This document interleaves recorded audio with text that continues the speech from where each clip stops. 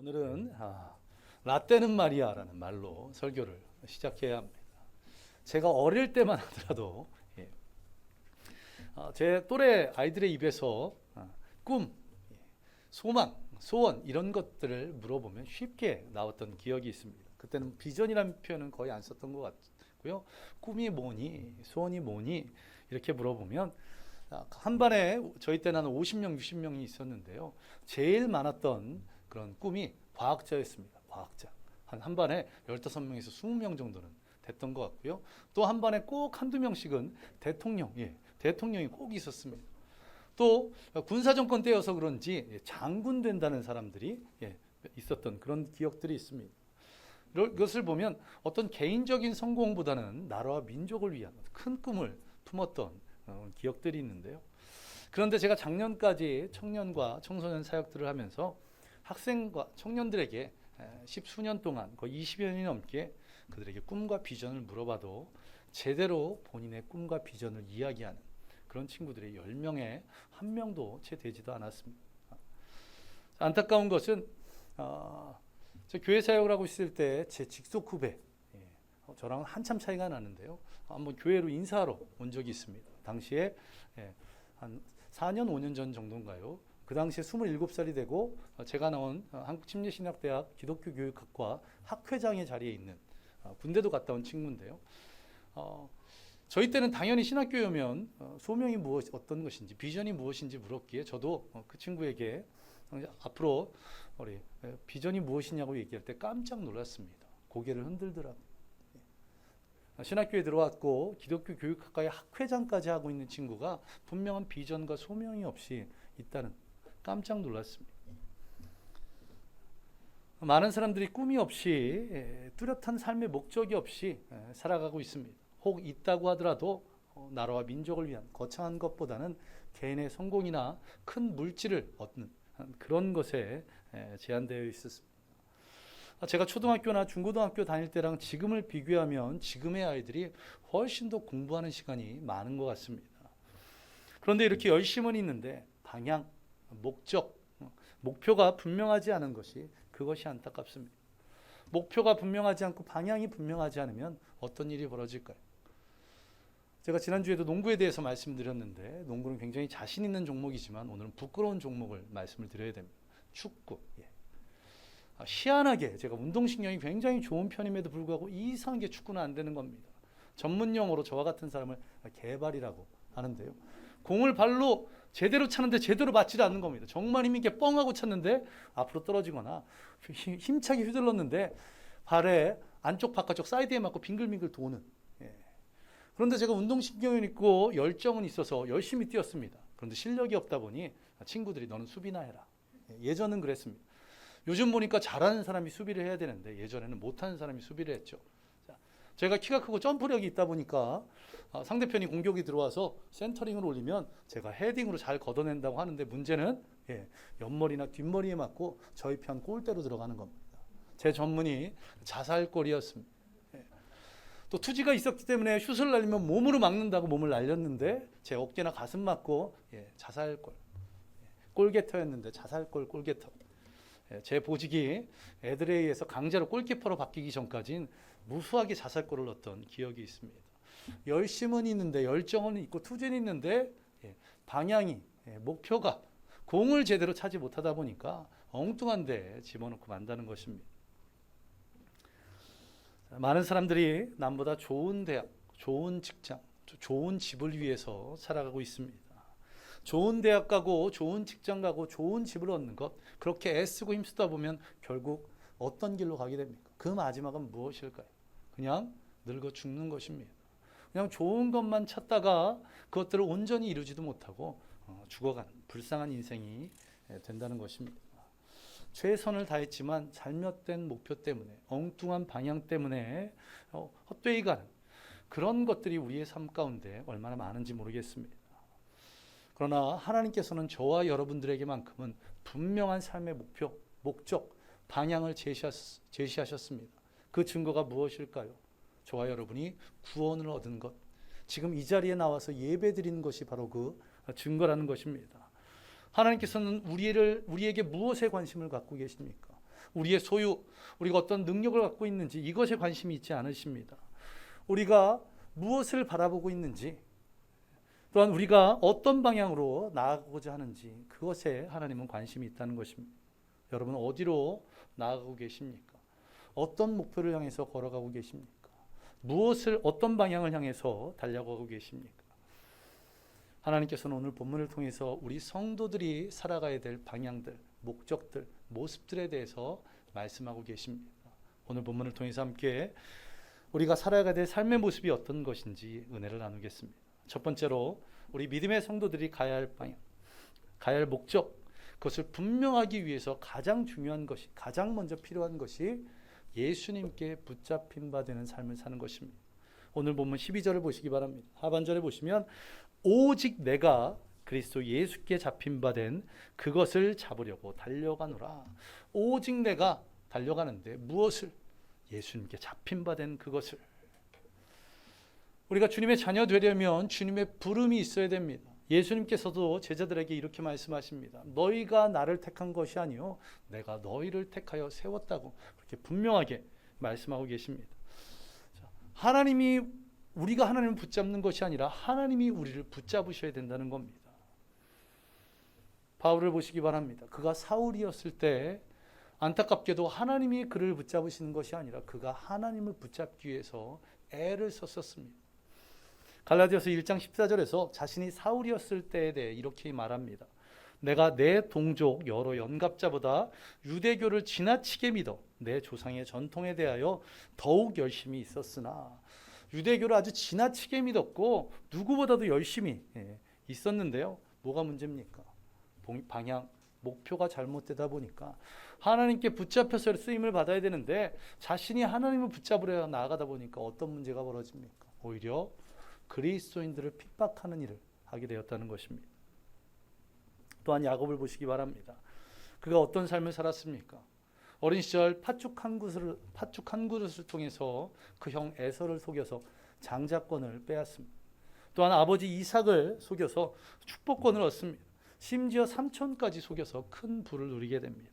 장자권, 축복권, 많은 재물을 얻었지만 그는 계속해서 인간적인 선택을 하고 있었습니다. 그런 그가 언제 하나님을 제대로 만났습니까? 자신의 생명이 위험한 형 에서가 자신을 향해서 400명의 군대를 이끌고 나온다는, 형에게 잡혀 죽을지 모르는 그런 상황 가운데 야복강 나루터에서 홀로 있다가 하나님을 만났습니다. 그리고 그때 하나님께 붙잡힌 후에 비로소 그가 거듭나게 되었다는 것입니다. 이처럼 우리 믿음의 사람들에게는 하나님께 붙잡힌 바 되는 그런 때와 그런 사건들이 있어야 됩니다. 다메섹으로 가는 도상에서 예수를 만났기에 사울이 바울 될 수 있었습니다.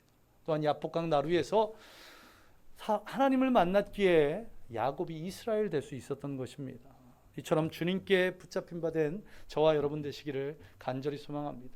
내가 원하는 것을 나의 삶의 목적으로 삼지 않고 내가 바라는 것을 바라보지 않고 주님께 붙잡힌 바 된 삶, 그리고 주님께서 원하시는 삶을 살아가는 저와 여러분 되시기를 간절히 소망합니다. 이러한 삶을 살기 위해 주님께 붙잡힌 바 되기 위해서 여러분에게도 다메섹 도상에서의 사건들이, 야복강 나루에서의 사건들이 있기를 간절히 소망합니다. 오늘 이 예배 가운데 그러한 일이 있기를, 오늘 이 예배에 그 일들이 임하지 못한다면 간절히 구함을 통해서 다음 주 예배 때 그런 체험들을 하기를, 그때 경험하지 못한다면 정말 간절히 구하고 구해서 올 한 해 예배 가운데 이런 야복나루의 놀라운 은혜, 또한 다메섹 도상의 놀라운 은혜를 경험하는 저와 여러분 되시기를 간절히 소망합니다. 그리고 그렇게 주님께 붙잡힌 바 된 이후에는 우리가 우리의 이름으로 불려지는 것이 아니라 성도로, 진정한 그리스도인으로 불려지는 놀라운 은혜가 있기를 간절히 소망합니다. 그리고 두 번째로 우리가 주님께 붙잡힌 바 되었다면, 우리에게 분명한 목표가 방향이 설정되었다면 그것을 향해 달려나가는 은혜가 있기를 간절히 소망합니다. 오늘 본문 12절을 보시기 바랍니다. 그것을 잡으려고 달려가노라. 또한 14절을 보시면 표대를 향하여 달려가노라, 부르심의 상을 향하여 달려나간다고 말씀하고 있습니다. 다메섹 도상에서 사도 바울이 예수님을 만난 이후에 그의 삶의 모습이 완전히 변합니다. 그리고 그러한 자신의 삶의 자세를 사도행전 20장 24절에서 이렇게 고백하고 있습니다. 제가 자주 말씀드렸던 구절이죠. 내가 달려갈 길과 주 예수께 받은 사명, 곧 하나님의 은혜의 복음을 증언하는 일을 마치려 하면은 나의 생명조차 조금도 귀한 것으로 여기지 아니하노라. 목숨조차 아끼지 않는 삶. 이것은 그가 아주 대단한 사람, 특별한 사람이었기에 그럴 수 있었던 것이 아닙니다. 무엇 때문입니까? 그가 주님께 붙잡힌 바 되어서 분명한 삶의 목적이 결정되고 분명한 삶의 방향이 결정되니 그렇게 목숨을 바쳐서 그 일을 향해서 나아갈 수 있었다고 그렇게 고백하고 있습니다. 사도 바울은 그 목표를 향해서 달려나갔다고 성경은 표현합니다. 12절에서도 14절에서도 또한 사도행전 20장 24절에서도 달려가노라, 달려갈 길 이렇게 표현합니다. 이 달려간다는 것은 무슨 의미겠습니까?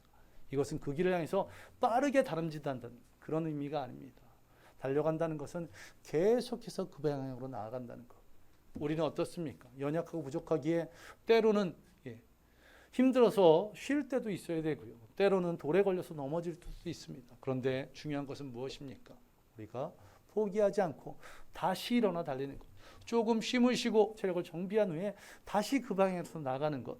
바로 오늘 달려나간다는 것. 그것은 그런 의미를 가지고 있다는 것입니다. 한 달팽이가 길을 가다가 사과나무를 발견합니다. 그리고는 사과를 먹기 위해서 그 나무를 오르기 시작했습니다. 달팽이 얼마나 느릿느릿 올라갑니까? 한참을 올라서 겨우 밑둥을 지나고 있는데 어떤 사과나무에 있던 벌레 한 마리가 툭 튀어나오더니 이렇게 이야기합니다. 너 지금 쓸데없이 힘을 낭비하는 거라고. 저 위에 사과가 하나도 달려있지 않다고. 그러자 달팽이가 계속 천천히 기어오르면서 이렇게 말했다고 합니다. 내가 저 꼭대기에 도달할 때쯤이면 사과가 열릴 것이라고. 끊임없이 나아가는 저와 여러분 되시기 바랍니다. 때로는 우리의 눈에 아무것도 보이지 않을지라도 주님의 말씀이라면, 주님의 뜻이라면 믿음으로 그 걸음을 내딛는 저와 여러분 되시기를 간절히 소망합니다. 그 표대를 향해서, 그 부르심을 향해서 한 걸음 한 걸음 내디딜 때마다 주님께서 우리를 뒤에서 받쳐주시고 밀어주실 줄로 믿습니다.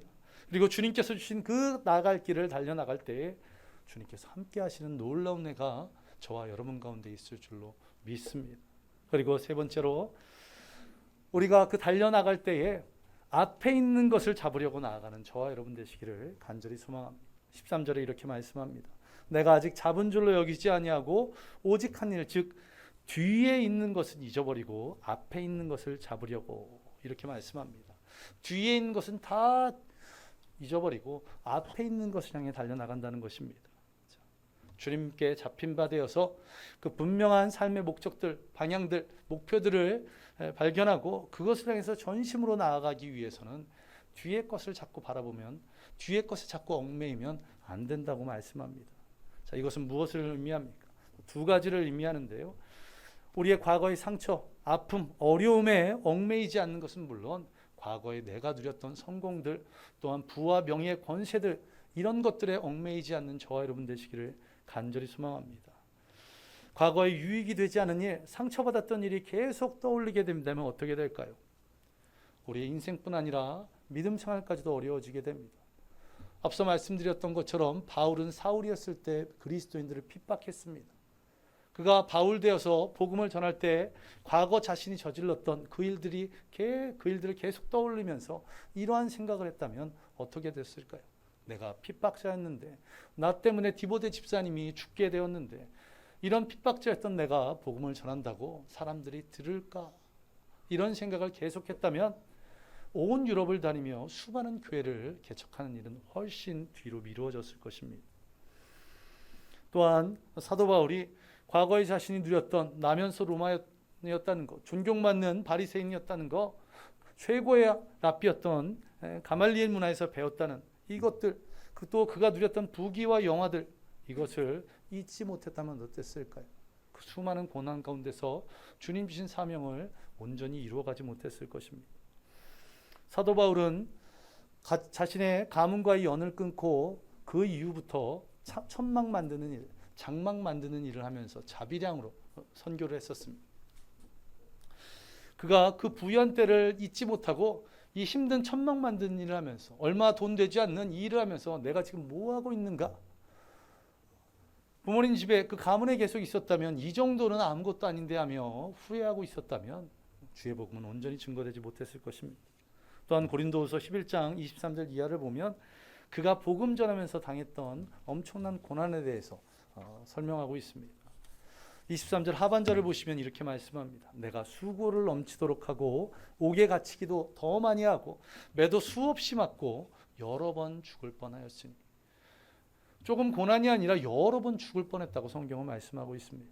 바울이 자신의 뒤를 돌아보는 사람이었다면 고난 당한 것들, 어려움 당한 것들, 사람들에게 배신받았던 이런 모든 것들을 순간순간 계속 떠올리는 사람이었다면 이 모진 고난을 감당하지 못하고 사역을 중간에 포기했었을 것입니다.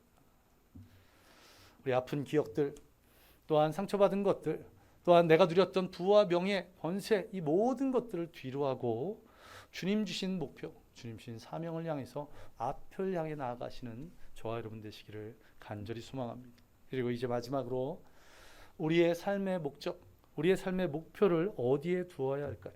우리가 향해 나아가야 될 표대는 무엇이고 우리가 달려가야 할 부름의 상은 무엇이겠습니까? 오늘 본문 14절 하반절에 이렇게 말씀합니다. 하나님이 위에서 부르신 부름의 상을 위하여 달려가노라. 열심히 달려가야 하는데 표대를 향해서 부름의 상을 위해서 달려가라고 하고 계십니다.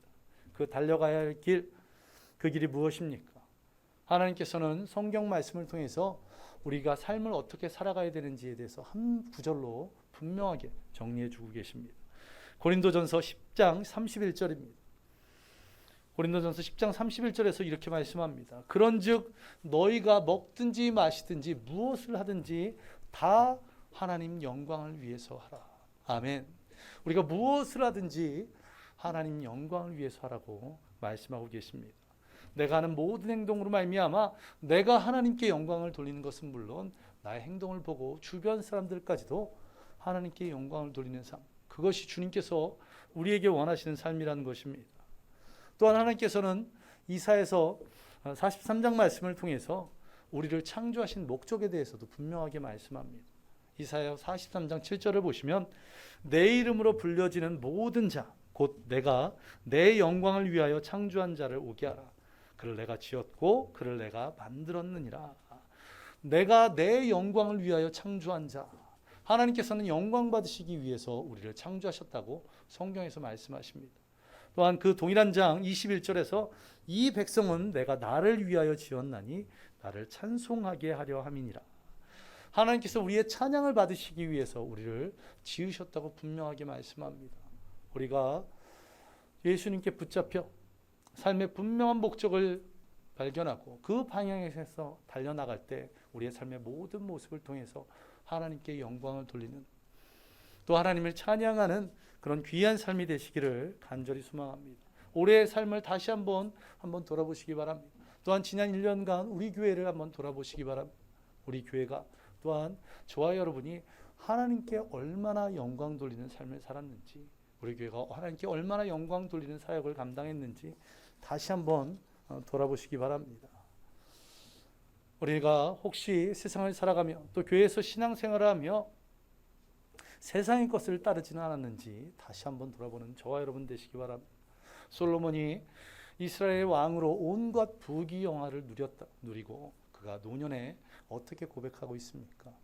모든 것이 헛되고 왔더니 모든 것이 헛되도다. 이렇게 말씀합니다. 우리의 삶이 헛된 삶이 아닌 하나님께 영광 돌리는 삶을 살기 위해서 성경은 우리에게 어떻게 살아가라고 말씀하십니까? 히브리서 12장 1절 2절 말씀입니다.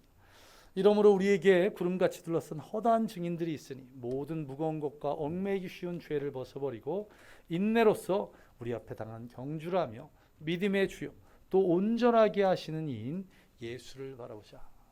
예수를 바라보자라고 말씀하고 있습니다. 우리가 이 땅을 살아갈 때 하나님께 영광 돌리는 삶을 살기 위해서 우리의 삶의 모습들이 주님을 바라보는 귀한 내가 있기를 간절히 소망합니다. 이제 말씀을 정리하겠습니다. 우리의 삶의 모습들 가운데 주님께서 원치 않은 삶의 모습이 있지 않은지는 다시 한번 돌아보시기 바랍니다. 주님께서 원하시는 삶을 살 수 있도록 예수 그리스도께 붙잡힌 바 되어서 분명한 삶의 목적, 방향들을 결정하고 그것을 향해서 앞을 향해 달려나가는, 그리고 그 앞을 향해 달려나감을 통해서 하나님께 영광을 돌리는 그런 귀한 삶, 또한 그런 삶의 모습들 가운데 오직 여호와 하나님만, 예수 그리스도만 바라보며 살아가는 은혜가 있기를 간절히 소망합니다. 그것을 통해서 이제는 우리가 그냥 사람이 아닌 성도로 불림받기를 간절히 소망합니다. 진정한 그리스도인으로 칭찬받는 저와 여러분 되시기를 간절히 소망합니다. 우리 함께 찬양 드리겠습니다. 우리가 진정 원하고 바라고 기도하는 것, 그것이 우리가 진정한 그리스도인 되어질 수 있도록 오직 주님의 은혜로 말미암아 새롭게 변화받을 수 있도록 우리 원하고 바라고 기도합니다. 이 찬양 다시 한번 하나님께 찬양 드리겠습니다.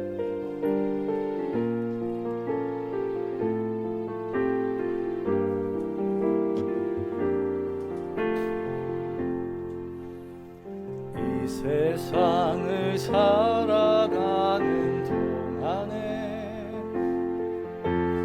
나의 힘을 의지할 수 없으니 기도하고 낙심하지 말 것을 주께서 참 소망이 되심이라. 주의 길을 걸어가는 동안에 세상의 것 의지할 수 없으니 감사하고 낙심하지 말 것을 주께서 참 기쁨이 되심이. 하나님의 꿈이 나의 비전이 되고 예수님의 성품이 나의 인격이 되고 성령님의 권능이 나의 능력이 되길 원하고 바라고 기도함. 하나님의 꿈이 나의 비전이 아멘. 예수님의 성품이 나의 인격이 되고 성령님의 권능이 나의 능력이 되길 원하고 바라고 기도. 하나님의 꿈이 나의 비전이 되고 예수님의 성품이 나의 인격이 되고 성령님의 권능이 나의 능력이 되길 원하고 바라고 기도합니다. 하나님의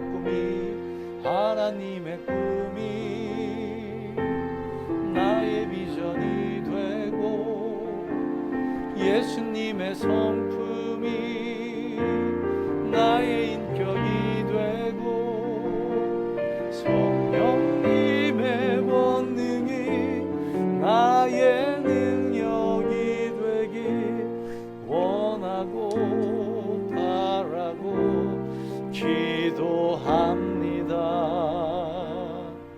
우리 함께 기도하겠습니다. 오늘 주님께서 주신 말씀 붙잡고 함께 기도합니다.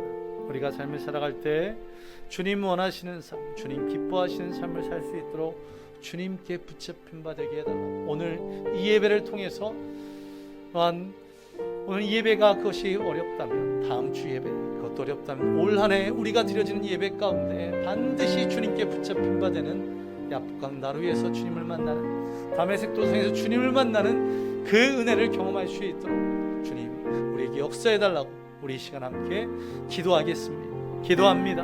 아버지 하나님, 우리가 드려지는 예배 가운데 주님을 만나기를 간절히 소망합니다. 우리의 인생의 예배가 드려질 수 있도록 오늘 이 예배가 우리의 인생의 예배가 되고 또한 오늘 드려지지 못했다면 기도로 또 삶으로 갈급하고 사모하는 심령으로 주님 앞에 나와 다음 주의 예배가 우리의 인생의 예배가 되어질 수 있도록 주님을 만나는 예배가 되어질 수 있도록 다음 주에 배가 그러지 못했다면 더 뜨겁게 구하여서 올 한 해 동안 주님을 만나 놀라운 은혜를 경험하며 우리의 주님께 붙잡힌 바 되는 그런 인생 예배가 되어질 수 있도록 주여 역사하여 주옵소서.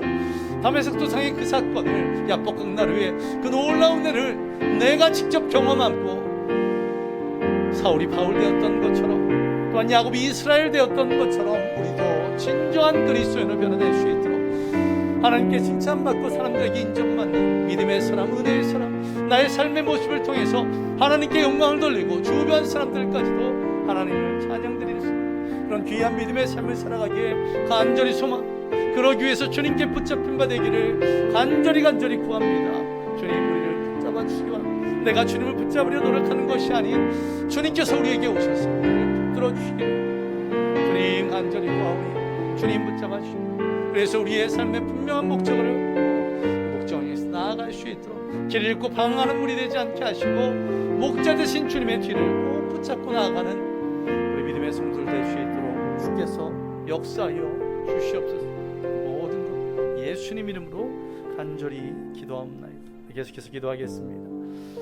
이제 주님께 붙잡힌 바 되어서 또 목표를 또 방향을 설정했다면 그것을 향해서 달려나갈 수 있도록, 그때 뒤를 돌아보지 않고 나의 아픔, 나의 상처들, 나를 배신한 누군가를, 또한 내가 누렸던 모든 것들을 바라보지 않고 여호와 하나님만 바라보고 그 앞을 향해서 달려나가는 그 믿음의 삶을 살아가게 해달라고 우리 다시 한번 기도하겠습니다. 아버지 하나님, 우리가 이 땅을 살아가며 주님께서 우리를 만나주시고 우리를 붙들어 주셔서 분명한 삶의 목적과 방향을 결정했다면 이제는 그걸 향해서 근심 없이 두려워하지 말고 힘차게 나아가기에 주여 인도하여.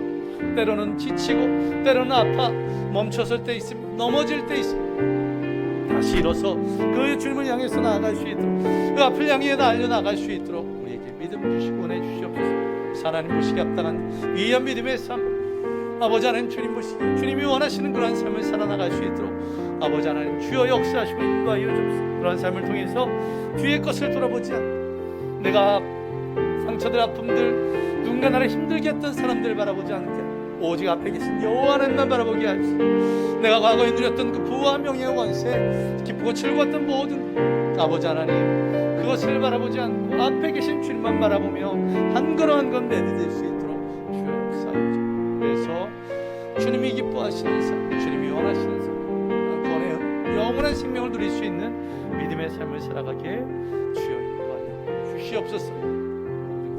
예수님 이름으로 기도드리옵나이다.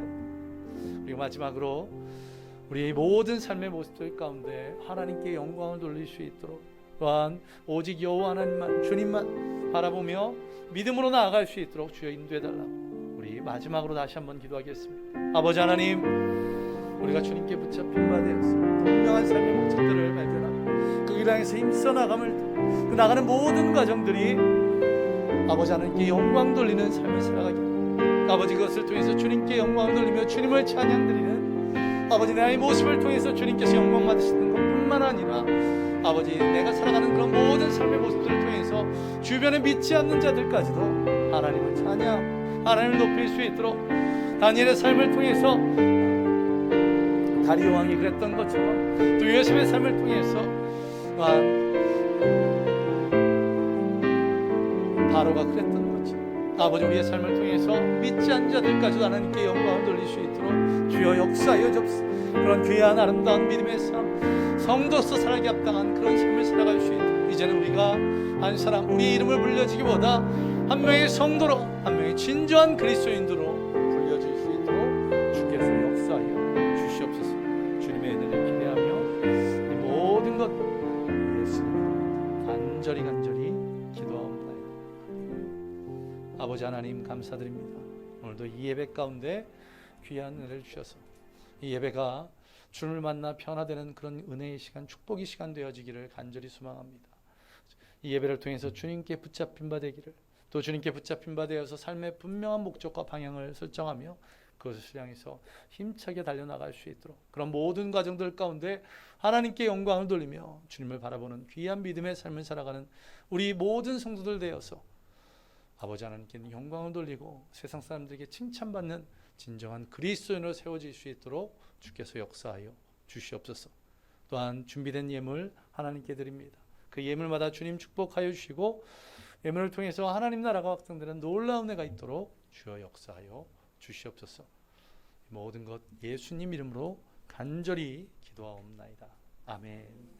이제는 우리 주 예수 그리스도의 은혜와 무한하신 하나님 아버지의 사랑하심과 성령님의 충만하심과 함께 하시는 놀라운 해가 오늘 모여 예배드리는 모든 성도들 머리에 임하기를 예수 그리스도의 이름으로 간절히 축원하옵나이다.